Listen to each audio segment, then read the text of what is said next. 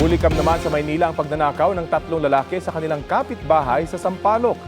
Mahigit 100,000 pisong halaga ng mga alahas at mga gamit ang natangay. Balita hatid ni Jomar Presto. Tila nag-aabang lang ng pasahero ang mga tricycle driver na yan sa Masbate Street sa Sampaloc, Maynila madaling araw noong July 7.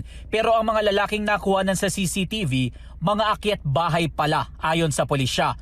Noong July 8 nang umuwi sa kanilang bahay sa Sampaloc ang isang pamilya matapos magbakasyon sa Singapore.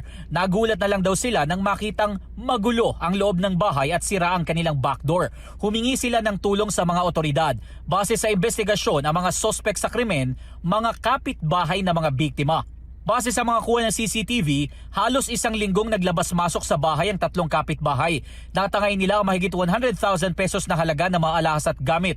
Medyo marami-rami ang nanakaw sa kanila. Kinuha nila yung mga gamit na mga electric appliances, jewelries, at parang may bisikleta pa at computer.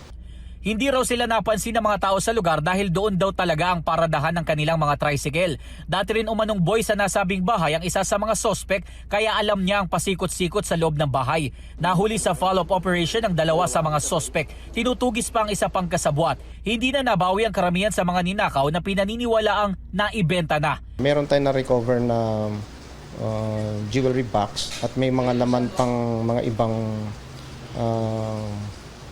necklace at saka mga singsing pero ano na siya, konti na lang alam.